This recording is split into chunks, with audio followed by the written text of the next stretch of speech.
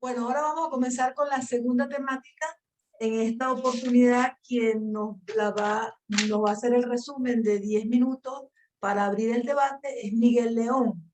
Entonces, bueno, sin más, comencemos con la segunda dinámica, que es la dinámica de someter, controlar y disciplinar estrategias de dominación y guerra mundo. Adelante, Miguel. Bueno, buenos días otra vez a todos. Vamos a intentar ajustarnos a los 10 minutos, vamos a intentar. Hemos planteado una presentación dividida en dos bloques que en realidad corresponden a las dos partes del título, aunque les hemos dado la vuelta, ¿no? Hemos planteado primero cómo hablar de las estrategias de dominación de la guerra mundo, en realidad haciendo sobre todo una especie de recapitulación de todo lo que venimos discutiendo desde conversatorios anteriores, y después vamos a hablar de los mecanismos de disciplinamiento. En lo que se refiere al primer bloque, a las estrategias de dominación en la guerra mundo, en realidad la coronacrisis no ha supuesto una transformación significativa. En lo que se refiere al segundo aspecto, a los mecanismos de disciplinamiento, sí ha habido modulaciones importantes porque se han profundizado y acelerado procesos. Por un lado, en lo que se refiere a la conformación de los sujetos, ¿no? De las subjetividades, y por otro lado, en lo que se refiere al funcionamiento de autoridades e instituciones. En todo lo que vamos a plantear, bueno, como digamos, ideas que en realidad vienen moldeando todo el análisis que construimos, ¿no? Tanto en este bloque como en los demás, vamos a proponer un enfoque integral frente a la fragmentación y un intento de integrar dialécticamente lo particular en lo general, ¿no? De modo que cuando veamos los ejemplos los veamos siempre como casos particulares sin absolutizarlos precisamente para evitar que se consideren como realidades fragmentadas. Sobre las estrategias de dominación y la guerra mundo, cabe señalar en primer lugar que el objetivo de estas estrategias es la destrucción de cualquier tentativa de construcción de independencia y de soberanía, generando en su lugar sujetos dependientes y sometidos. Se busca, por lo tanto, desplazar de las instancias de poder a las personas, órganos de gobierno, instituciones que suponen un impedimento o amenazan la implementación global de los procesos de acumulación capitalista. Perdonadme un momento, que es que tengo un ruido infernal y no sé si lo estáis oyendo, pero sí, un segundo.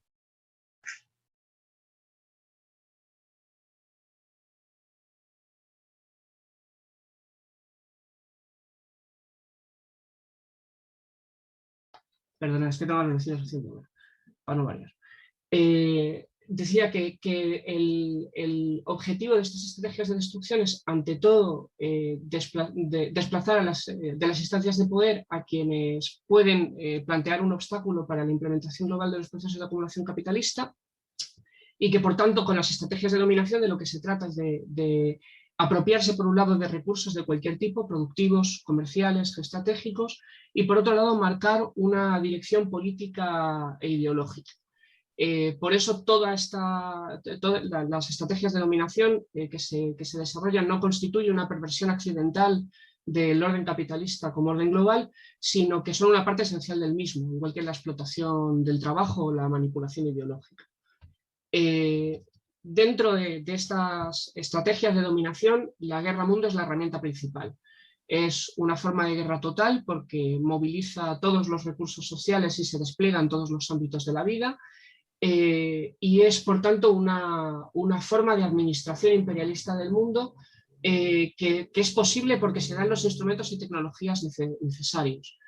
En cuanto a administración, se despliega, por tanto, a través de una estructura institucional compleja y especializada que incorpora no solo a las Fuerzas Armadas, sino también a diferentes tipos de instituciones para poder librar la guerra mundo en los diferentes ámbitos, ¿no? Sea guerra económica, guerra mediática o guerra ideológica.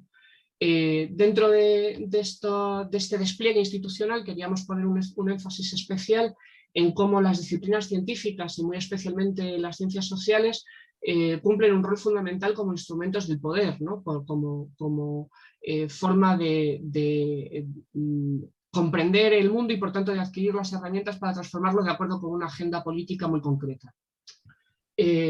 Todas las expresiones de la guerra-mundo están interconectadas y aunque se presenten como realidades fragmentadas, precisamente la noción de la guerra-mundo lo que aspira es a mostrar la interconexión e interdependencia entre ellas y por tanto de lo que se trata es de ver que los procesos de dominación lo que tienen son múltiples variantes en las que entran en juego multitud de actores interrelacionados y jerarquizados que se van ajustando a cada coyuntura, que ponderan las relaciones de fuerzas y que estructuran estrategias y planes en el espacio-tiempo, de modo que a veces se trata de estrategias de dominación enfocadas en contextos muy concretos y por plazos de tiempo muy cortos, y otras veces es todo lo contrario, abarcan grandes teatros de operaciones en diferentes puntos del globo y se prolongan a lo largo de plazos de tiempo muy extensos, ¿no? Además, y precisamente porque se ponderan las correlaciones de fuerzas, pues son procesos de dominación modulados estratégicamente en función de la capacidad de respuesta de los sujetos agredidos, ¿no? Con quienes se encuentran en una posición subalterna, los procesos de dominación aparecen como prácticas de abuso permanente de poder, ¿no? Mientras que en el caso de las potencias con una capacidad de respuesta, lo que se despliegan son estrategias de acoso en las que se mide mucho más hasta dónde se llega precisamente porque está más en juego, ¿no? dada la capacidad de respuesta del agredido. De todos modos, si prestamos atención a cualquier dinámica de agresión imperialista, podemos percibir siempre la misma lógica. En primer lugar, se promueve un proceso de agresión en el que se buscan aliados, ¿no? Desde los centros de poder global. Los científicos y técnicos evalúan su implementación, la clase política lo traslada a las instituciones, mientras tanto los medios de comunicación ya juegan su papel para tratar de legitimar ese abordaje, los agentes sobre el terreno comienzan sus acciones y se mueven grandes cantidades de dinero, aparecen disidentes, opositores, fuerzas de choque y bueno, en todos estos procesos, pues como decíamos, los medios y en general el entramado comunicacional pues, desarrollan prácticas de bombardeo ideológico y de propaganda de guerra. Dentro de las estrategias de agresión con mayor peso en la actualidad, que ya veníamos analizando en jornadas anteriores, pues están por un lado, queríamos resaltar por un lado la guerra económica y por otro la transformación de los procesos electorales en oportunidades de desestabilización. De la guerra económica, como ya hemos comentado otras veces, se puede decir que es una forma de acción unilateral y sin ninguna base legal, que produce más víctimas que las acciones militares y entre la población más vulnerable, evita las imágenes sangrientas y por tanto consigue una mejor aceptación y más cómplices, llegándose incluso a la perversión de presentar las guerras económicas, las acciones de guerra económica como acciones con fines humanitarios, ¿no? En el caso de los procesos electorales lo que se busca es criminalizar y deslegitimar a quienes defienden su soberanía y para ello concretamente se busca la deslegitimación de los procesos electorales mismos como antesala de la justificación de acciones más duras como los golpes de Estado, ¿no? Por lo tanto, la democracia opera como una ideología en la que por un lado quien no se ajusta a la competición, digamos, de las democracias parlamentarias, pues está situado fuera de la política legítimamente ejercible y por otra parte se convierte en un arma arrojadiza, ¿no? En la que cualquiera que con la institucionalidad que sea, pues no se ajusta en acción a lo que se espera desde los centros de poder global, pues se le considera como no demócrata y se emplean este tipo de estrategias de desestabilización, donde se consolida, como se puede ver por los múltiples ejemplos de los que disponemos, ¿no? La figura del opositor interno como una herramienta de desestabilización crucial. Independientemente de cuál sea la estrategia de la guerra mundo en cada caso, lo que está en juego siempre es la cuestión del poder y por eso aparece esta cuestión de legitimar y deslegitimar, ¿no? Se trata de deslegitimar el poder que tiene el otro, aquel que supone en alguna medida un obstáculo para los procesos de acumulación global de poder y capital, Y por otro lado, es legitimar desde los centros de poder esas propias acciones para mantener esa hegemonía. Deslegitimar implica criminalizar, legitimar implica, del mismo modo que se niega la autoridad y se desreconoce las actuaciones ajenas, pues dotar de autoridad y reconocimiento a las propias, por una lógica que además digamos que es omnipresente en las dinámicas imperiales, ¿no? Que es que el imperio siempre se presenta como un agente altruista y generoso, aunque en el fondo actúa con absoluta arbitrariedad y cambia de criterio de un día para otro y lo hace con absoluto descaro e impunidad, ¿no? Las dos consecuencias fundamentales de todo esto son la generación de víctimas y la desigualdad. Como decíamos, la pandemia no ha supuesto una tregua en estos procesos, sino que al contrario, en todo caso, los ha agravado. En la medida en que las víctimas de la guerra mundo han sido olvidadas o encubiertas por las otras, por las víctimas de la pandemia, que son muchas porque, como ya hemos comentado en otras ocasiones, ha prevalecido la lógica del beneficio sobre la de las necesidades, ¿no?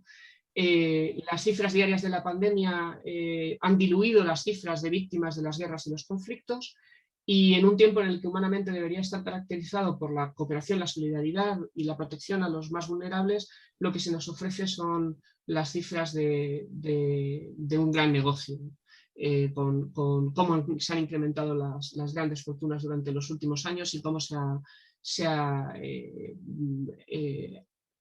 hecho más frágil todavía la situación de las capas de población más empobrecidas. Entonces, en todo este contexto hay situaciones de movilización que, bueno, requerirían una mención aparte. Frente a esta situación, decíamos que términos como democracia y libertad han quedado vaciados de su contenido, y por otro lado lo que sí quedan son palabras fuertes que nos siguen permitiendo vertebrar la resistencia, como son las nociones de independencia, de soberanía, es decir, de capacidad de decidir y obrar sobre lo que nos compete en cualquier ámbito de la vida social, y el internacionalismo como compromiso de defensa colectiva de esos dos bienes, que serían la independencia y la soberanía. Perdón, porque me tengo que extender un poquito más para hablar mínimamente de los mecanismos de disciplinamiento. Todos los procesos de dominación imperialista generan masivamente víctimas, y por tanto hacen falta mecanismos de disciplinamiento para, por un lado, producir la victimación y por otro, mantener el control. En los mecanismos de disciplinamiento hay primero un instrumento de engaño en el que de nuevo la ciencia y la técnica cumple un papel fundamental. Ahí entra en juego el dominio ideológico y cultural, donde hay que identificar actores, estructuras y lógicas que van más allá de los medios de comunicación. Hay que hablar de un complejo comunicacional general que articula finanzas, sistema productivo, político, institucional, y de nuevo implica también la ciencia y la tecnología.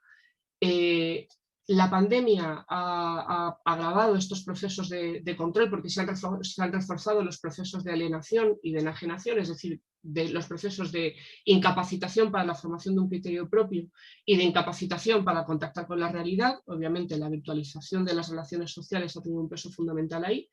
Y por otro lado, cuando los mecanismos de engaño, de control ideológico no funcionan suficientemente, pues aparecen los elementos represivos, ¿no? En la pandemia se han naturalizado las formas de intervención coercitiva y arbitraria de las autoridades, y además ha avanzado el fascismo, ya no solo como fascismo social, sino como agente político organizado que tiene una proyección pública y presencia institucional, que puede ser incluso fuerza política hegemónica, como ocurre en algunos países en Europa, como Hungría, ¿no? Y en otros va avanzando de forma preocupante, como es el caso de Vox en España, que incluso se plantea ya una acción de política de masas con la creación de un sindicato. Y lo que tenemos es que ante ese avance institucional, pues las instituciones enuncian condenas formales, pero en el fondo los dejan hacer, precisamente porque en el fondo son agentes que están contribuyendo a esas formas de acción represiva cuando el control ideológico no basta. Perdonad que me haya extendido, y muchas gracias. Sí, te perdonamos, Miguel, porque realmente sabemos lo complejo y el esfuerzo que has hecho de síntesis impresionante, y dejando abierto el debate, y ahora da oportunidades para que puedas seguir profundizando. Bueno, queda abierto el derecho de palabra. Tiene la palabra Ángeles. Gracias, Elizabeth, y bueno, gracias, Miguel, por esta súper síntesis de algo que nos ha llevado bastante tiempo de discusión en distintos conversatorios, ¿no? Siempre el tema de la dominación y la represión, porque para el FAI es fundamental y para todo el movimiento antiimperialista el tratar de identificar cuáles son esos mecanismos de control. A mí me gustaría que viéramos si podemos avanzar un poquito más en estas formas de control que se han agudizado y de dominio relacionadas con la crisis económica y con la pandemia. Yo encuentro un elemento que me parece que es muy importante y tiene que ver con la quiebra psíquica, es decir, con todo lo que van a ser todas esas patologías que ya el capitalismo puso en marcha, es decir, la quiebra de esas identidades individuales, de esta relación social. Es una estrategia que sigue el capitalismo desde sus orígenes, es la necesidad de transformar al individuo en fuerza productiva en un primer momento y también en un objeto. Y deshacer lo que es la sociabilidad, que es un elemento esencial de nuestra propia naturaleza. Esa sociabilidad y esa naturaleza social es contrapuesta, confronta continuamente con el capitalismo, que lo que necesita son un individuo asocial, competitivo, egoísta, ese modelo de individuo que se acople a un modo de producción para seguir generando continuamente valor. Desde el inicio del capitalismo siempre esa ha sido la necesidad para continuar la acumulación de valor. En el momento actual, cuando se produce esta necesidad de reseteo, de reorganización, de entrar en una nueva fase del capitalismo, lo que aparece es un intento de forzar todavía aún más ese proceso de individualización que ya en la posmodernidad, ¿no? Con ese nuevo capitalismo, el capitalismo tardío, ya estaba en marcha, ¿no? Esa hiperindividualización, y ahora con la pandemia estamos en un elemento nuevo que es el distanciamiento social, es decir, romper la posibilidad de que se generen lazos sociales, esa sociabilidad, esa necesidad de relación social, que es uno de los obstáculos fundamentales para que se pueda continuar ese ejercicio de explotación y de dominio. Se trasladan esas necesidades que todos tenemos hacia la representación o la simulación.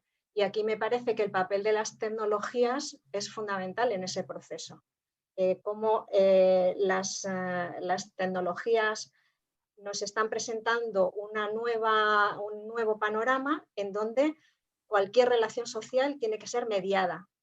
Tiene que ser una relación de intercambio y además mediada por un aparato tecnológico, por una aplicación tecnológica. Nosotros estamos ahora mismo haciendo unas jornadas que ya, como antes las hacíamos, ya no son presenciales, sino que son virtuales. Bueno, me parece eso significativo.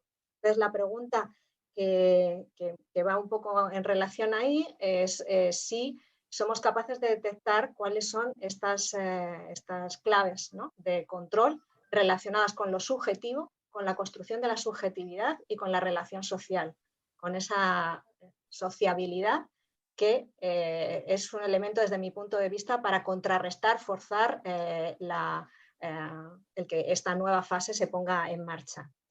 Por otro lado, dentro de las tecnologías estaría también el tema del poder. Otra de las claves del triunfo y el desarrollo del capitalismo como modo de producción dominante es la ocultación de las relaciones de explotación, la invisibilización del poder.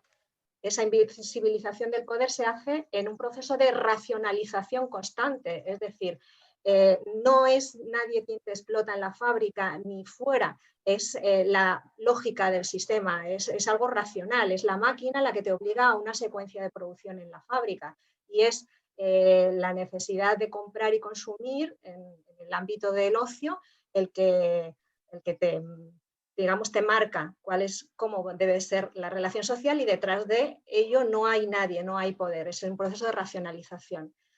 Pregunta, las nuevas tecnologías y esta virtualidad, esto que nos decía Joaquín de ahora mismo estamos controlados por el algoritmo, es decir, no hay nadie quien te domine, ni siquiera el capital en términos abstractos, ya no es el capital, es un algoritmo el que te marca cómo debes de producir, cómo debes gestionar tu tiempo, tu trabajo, pero también tu ocio.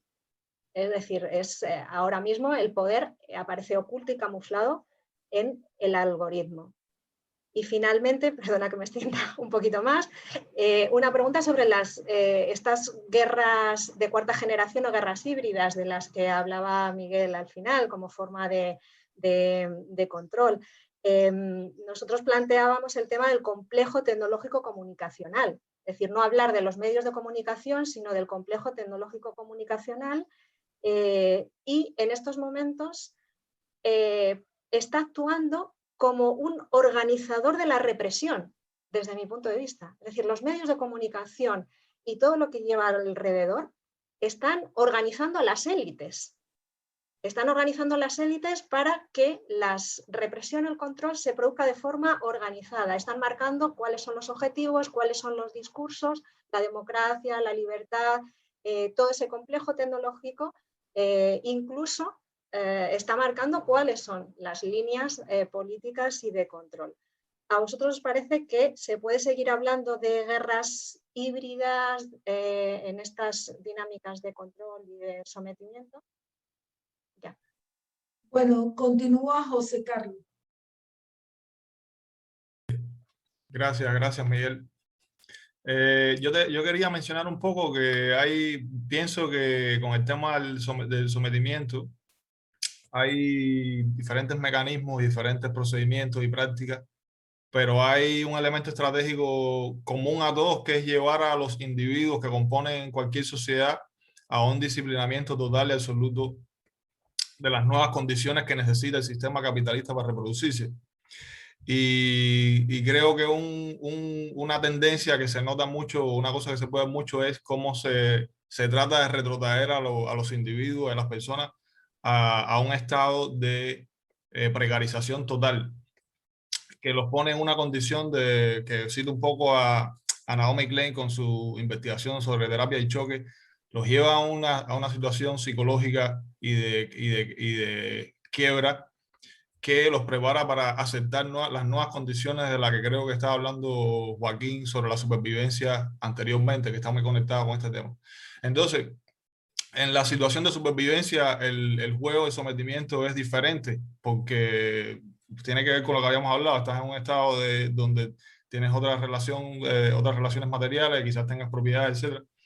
Y ahí la ley y las reglas de juego de lo que puedes hacer como ciudadano y lo que no puedes hacer como ciudadano para mantener esas condiciones de supervivencia o de privilegios, que es una cosa que también Eduardo ha planteado anteriormente, es fundamental, porque de lo que se trata es de tener a la gente en un estado de permanente inseguridad, en la cual pueden perder los pequeños privilegios que tienen en cualquier momento, que es una cosa que también la planteaba Milton Friedman con el tema tú sabes, de la nueva etapa neoliberal, en la cual no hay nada mejor para el capitalismo que tener a obreros que estén en que tengan constantemente miedo de perder su trabajo.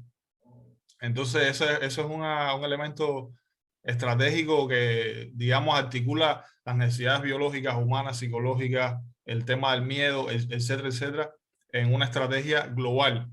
Que yo creo que en esta nueva etapa otra cosa que se manifiesta es la capacidad o el deseo de generalizarlo a nivel global de forma híbrida y de forma diversa, y por fases y progresiones, de manera tal que se logren los objetivos. Entonces ya creo que, a ver, tenía otras notas aquí, pero dentro de toda esa dinámica, el objetivo básicamente es disciplinar y someter todas las instancias sociales, desde el individuo hasta los estados, a una situación, retrotraerlos a una situación en la que no tengan otra opción que aceptar las nuevas condiciones que le pone el sistema capitalista, a través de todos los mecanismos que se producen en diferentes lugares, según la correlación de fuerzas que se tiene en ese lugar en específico, ¿no? Que es también un poco lo que se había planteado en la sesión anterior. Entonces eso es lo que quería decir. Tiene la palabra Luis Primo.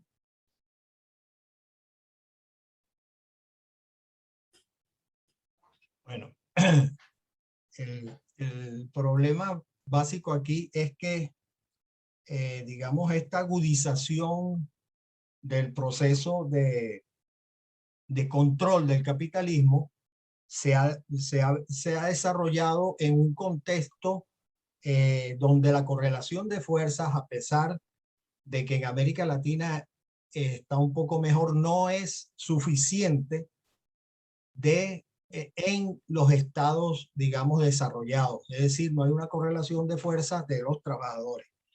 Fíjense bien que desde los años 60, 70, ese proceso de lucha de clases que se desarrolló tanto en Europa como en Japón, permitió construir lo que era el estado de bienestar. Pero este quiebre viene después de la derrota del movimiento obrero, precisamente en los años 80. Y es cuando empieza a cambiarse toda la normativa que tenía que ver con los derechos humanos, con el derecho internacional, con el Tratado de Roma, todo eso, esas grandes instituciones que fueron creadas en la posguerra. Hoy día la ONU no sirve para nada. Y entonces ese proceso tenemos también que verlo ahí. Ahí es que empieza el proceso de control de la población, de tratar de cómo se controla la población. Es ese complejo tecnológico de comunicación, como decía Ángeles, organizado para la represión. Y lo estamos viendo ahora, cómo organiza la represión en Colombia y en Palestina. Lo vemos clarito. Ellos hacen la noticia, la pasan y la SMAT reprime en Colombia. O el Estado de Israel reprime en Palestina. Ese es un elemento que hay que tener en cuenta. El otro elemento también es que la única arma que tiene, digamos, contra ese control del capitalismo, los trabajadores y el pueblo en general, es precisamente eso que acaba de decir también Ángeles, que es el proceso de sociabilidad política. Nosotros tenemos que ver cómo se conforma ese proceso de sociabilidad y cómo lo desarrollamos para combatir el proceso de control. El otro elemento, para terminar, es, bueno, dos elementos más. Uno es que hay nuevas formas de fascismo, si es verdad, resurgen, y no solamente que resurgen, sino se hacen sociales, es decir, tienen una base de apoyo importante. Pero un momentico, eso no es producto de las contradicciones que hay en el seno del mismo capitalismo. ¿El fascismo qué es? Es una pregunta, una reflexión que debemos hacernos. El fascismo es precisamente las contradicciones que existen en las diferentes fracciones del capital. Y eso hay que tenerlo en cuenta. Y el otro elemento también que me pareció muy importante es la deslegitimación de los procesos electorales.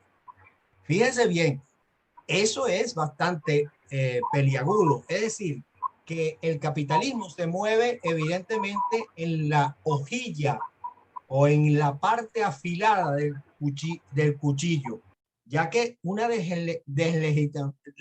deslegitimación de los procesos electorales, como ocurre en Perú en este momento, preciso momento, significa un grado peligroso también para el capitalismo. ¿En qué sentido? Que, bueno, las diversas formas de lucha que el proletariado se ha desarrollado, cuando no sirven unas, se verán otras. Entonces, eso tenemos que tenerlo en cuenta. Eso es todo. Muy bien. Ahora le corresponde a Eduardo, que ha estado trabajando en colaboración con Miguel. Así que a lo mejor responderá alguna de las cosas. Bueno, una cosa a señalar es que vivimos en una realidad dual y eso es muy importante. Es decir, no podemos generalizar la situación del mundo desarrollado con aquellos que están en una situación, como decía Joaquín, de sobrevivencia. son dos situaciones distintas que arrastran dos dinámicas completamente diferentes. Por eso serán movilizaciones en la India, serán movilizaciones en Colombia y en otros sitios, pero apenas si serán movilizaciones en el mundo desarrollado. Es una realidad dual que hay que entender y hay que tratar así. Y son dos situaciones en las que no podemos trasladar linealmente los análisis de un lado a otro. En la situación en el mundo desarrollado, con lo que se ha venido contando, hay una enorme debilidad que para mí no es social, es fundamentalmente política, que es la que ha conducido a la destrucción del movimiento obrero en los países desarrollados. Una debilidad política que viene de la propia quiebra de sus estructuras organizativas y políticas, del papel de los sindicatos, del papel de la socialdemocracia, que ha minado total y absolutamente la resistencia del movimiento obrero organizado. Y eso ha sucedido prácticamente en la mayor parte de los países desarrollados. Y eso tiene una consecuencia en este momento tremenda, y es esa debilidad que a su tiempo arrastra, cada vez arrastra su incapacidad para hacer frente a los problemas y su debilidad frente a los mecanismos de dominación. También en ese sentido tener en cuenta que los mecanismos de dominación no son solo subjetivos y psicológicos, son mecanismos materiales. Es la guerra, es la represión, es la persecución, es la actividad mafiosa, es la actividad fascista. ¿Sí? La gente materialmente se siente amenazada, además de las amenazas respecto a sus condiciones de vida. Habéis planteado también otro tema interesante, que es el tema de la falta de colectividad, la falta de colectivización para hacer frente a los problemas. Y yo creo que eso, esta sociedad lo ha trabajado mucho y lo ha trabajado muy bien. Las grandes actividades colectivas en este momento tienen que ver con el ocio. Es donde se están manifestando acciones colectivas más importantes, no en la solución de los problemas colectivos de la gente. Y ese proceso, no lo habéis mencionado, pero tiene una consecuencia enorme, y es la naturalización de modos de vida aberrantes. No es una nueva normalidad,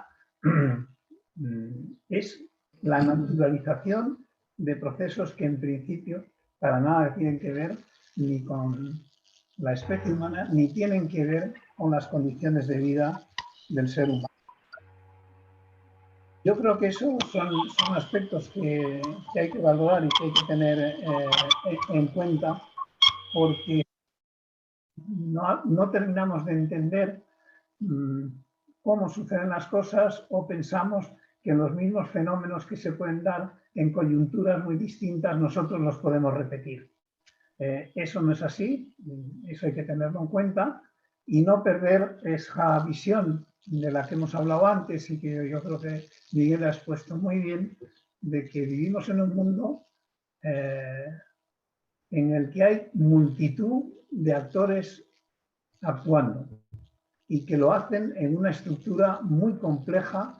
Por lo tanto, los efectos que tienen sobre la población son tremendos, porque no puede discernir desde dónde le están presionando. Le presionan desde tantos puntos que no puede defenderse, que se defiende muy mal. Y lo que habéis apuntado es muy importante, es decir, ¿qué es lo que ocurre cuando los seres humanos se ven enormemente presionados y no pueden dar respuesta? Esto está perfectamente tipificado. Cuando eso ocurre, es cuando se producen los fenómenos de enajenación, de incapacidad para enfrentarse a la realidad, para hacer frente a la realidad. Y los fenómenos de alienación. Y en esas condiciones cualquiera se puede adueñar de los criterios y de las pautas de comportamiento. Esos son los dos fenómenos que podemos observar permanentemente en este contexto. Bueno, tiene la palabra, bueno, gracias a todos. Suelo terminar sin darle las gracias, pero realmente han sido intervenciones muy interesantes. Yo creo que ya se ha acumulado un conjunto de inquietudes que Miguel pudiera también ampliar. Y entonces vamos a darle la palabra a José Joaquín y luego quisiera ver si Miguel quiere agregar algo más. Continuamos con el debate. Sí, gracias. Bueno, yo quería comentar algunas... Miguel lo ha planteado muy bien y de lo que se ha dicho aquí pues estoy de acuerdo. Hay que insistir en la parte de la culpabilización del fracaso a nivel individual, la desorganización respecto de la sociedad. Y eso es lo que tenemos que cambiar. Hay que buscar los puntos comunes de la sociedad explotada que son los mismos para poder hacer unión. Sin la unión estamos perdidos.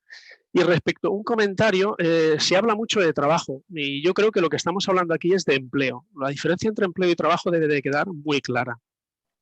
Desde la red renta básica hay unas cuestiones que son fundamentales. Si no se garantizan las necesidades materiales del ser humano en el sentido republicano estricto de lo que significa, es difícil tener un suelo sobre el cual trabajar y poder edificar. Y por último, respecto a las movilizaciones. El problema de las movilizaciones en Europa es el mismo que en las movilizaciones en todo el mundo. Recordemos los chalecos amarillos, recordemos las movilizaciones en Cataluña, recordemos las movilizaciones de Alcoa, de Nissan, en Cádiz, del 15M. ¿Qué es lo que hace el capitalismo neoliberal? Pues destruir esa movilización, conseguir dividir, conseguir separar de tal manera que al final se individualiza de tal forma que es imposible poder trabajar sobre ese suelo y construir. Y el lawfare es una cosa que no solo se practica en América Latina. Aquí en España llevamos el lawfare desde hace mucho tiempo y continúa. Y bueno, voy a dejarlo ahí porque creo que el debate es muy interesante. Como no se ha manifestado todavía Miguel, entonces voy a pasar la palabra a Antonio.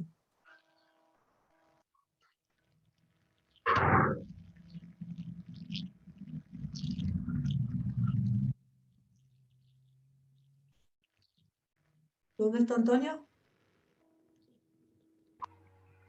No sé si os referís a mí, que he tenido problemas de vídeo. Vale. Entonces quería intervenir sobre el final de este núcleo de palabras. En relación a lo que ha dicho Miguel. Miguel ha empleado una palabra, una frase, digamos un concepto que es el de guerra mundo, y en su intervención describió un proceso que históricamente se ha llamado fascismo, con todos los elementos que aparecen ahora: crisis económica global, proceso imperialista, reparto de colonias, proceso de extensión territorial que se dio en Alemania nazi, se dio también en la Italia de Mussolini. Y hablamos también de problemas globales y de problemas nacionales o locales. Alguien mencionó también la cuestión de Perú, en donde se están dando procesos similares. A mí me gustaría hablar un poco de procesos como el nuestro, aquí en España, en donde el proceso de fascistización es muy importante. Eso implicaría en nosotros dos líneas de actividad, una teórica y otra, digamos, práctica.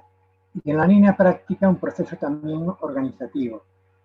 Yo creo que deberíamos de crear, aparte de los grupos que tenemos, un proceso mucho más proactivo, mucho más dinámico, que implicaría digamos, un comité, por ejemplo, de relaciones internacionales, porque no podemos olvidar que en el fascismo clásico España fue, digamos, un anticipo del fascismo global, que España fue un centro de resistencia y nosotros tendríamos que empezar a pensar en constituirnos en un centro de resistencia.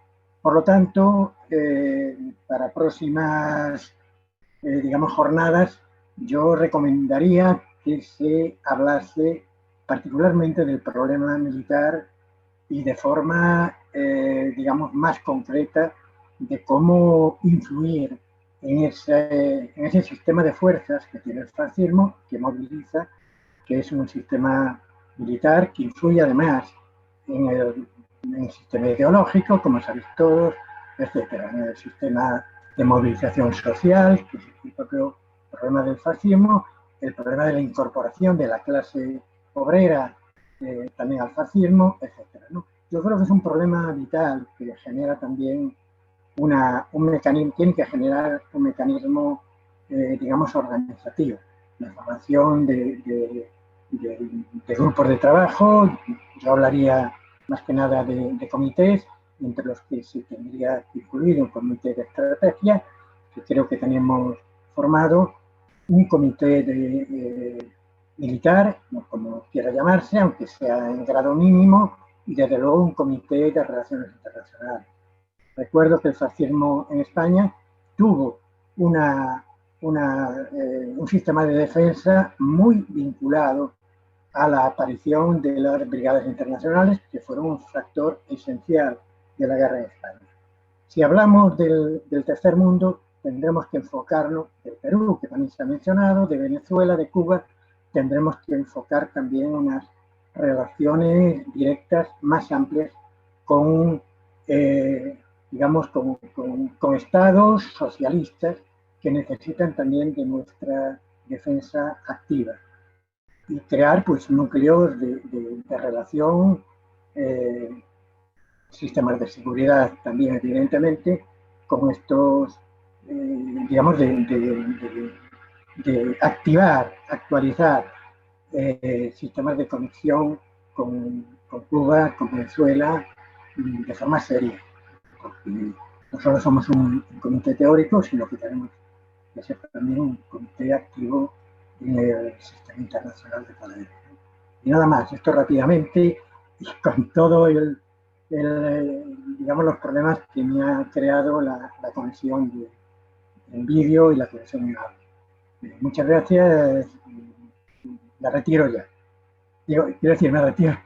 No, les cedo la palabra al próximo interviniente y disculpar que haya sido tan largo. Gracias, Antonio. No te vemos, pero sentimos todo lo que dijiste y lo apreciamos. Me queda anotado una sola persona formalmente en el derecho de palabra y estamos sobre la hora.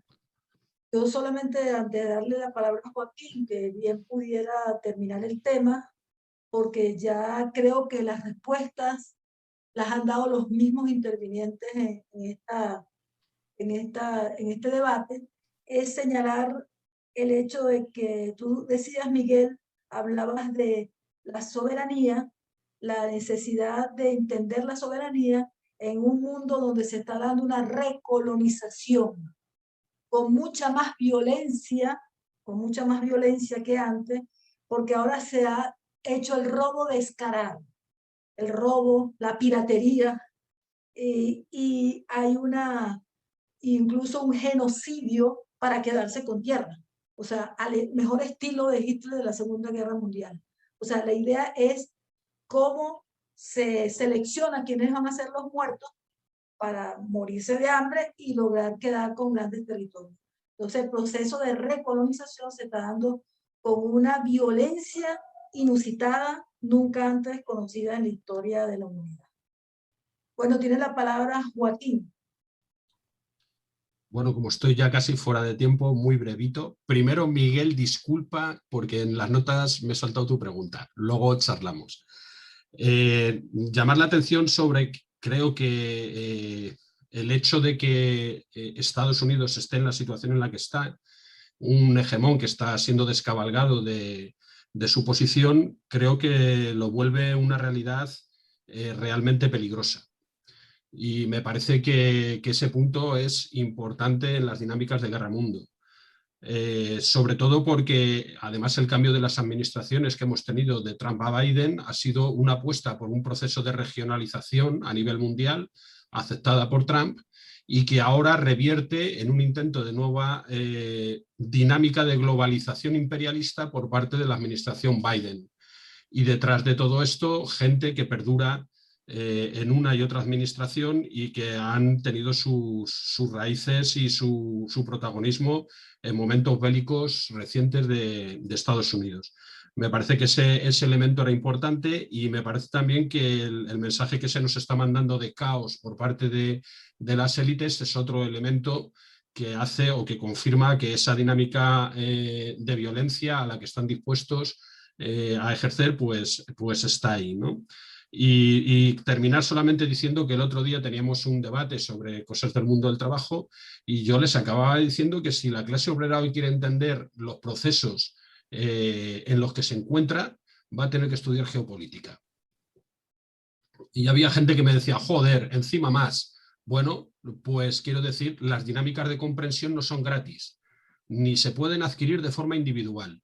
Los valores que tienen el poder participar en una dinámica como esta en el FAI hay una construcción profunda de pensamiento colectivo, y es que las fuentes que podemos compartir, las experiencias, etcétera, etcétera, son las que nos hacen romper con discursos y mecanismos simplistas. Me parece muy importante la dinámica que habéis planteado en la reflexión de la necesidad de la integralidad y de una visión de totalidad. Lo dejo ahí. Bueno, para culminar entonces, cerrar esto, dejo la palabra a Eduardo. Sí, no, yo solo quería, para que no quedara sin decir, que en este nuevo modelo de expansión que estaba planteando Joaquín, que no nos olvidemos de estas cumbres que ha habido seguidas una detrás de otra aquí en Europa, y donde la clave ha sido todos unidos frente al enemigo, es decir, Rusia y China, y el despliegue mundial de la OTAN. Ya sin ningún tapujo. La OTAN no es la organización del Tratado del Atlántico Norte, sino que es la organización del mundo. Reseñar que la OTAN mantiene lazos con 92 países, además de los socios en espera y demás. 92 países están vinculados a la OTAN. Y con toda tranquilidad se ha hablado de cómo la OTAN tiene que llegar al Pacífico para apoyar a Estados Unidos en su lucha en Asia. Que ya no va a ser una guerra comercial, va a ser un despliegue militar fundamentalmente, independientemente de que haya otras cosas. En este panorama es cuando vuelve a adquirir una enorme fuerza el concepto de internacionalismo, que es una de las claves fundamental, porque si tenemos esa comprensión global, pero no somos capaces de organizarnos globalmente, no acabamos con el proceso. Entonces, de todo esto, de lo que se ha hablado, además de tener ese enfoque integral, deberíamos tener una respuesta integral, y esa respuesta integral se llama internacionalismo. Y eso yo creo que tenemos que formalizarlo, desarrollarlo, armarlo teóricamente y también intentarlo en la práctica. Bueno, con esto concluimos el punto, el tema.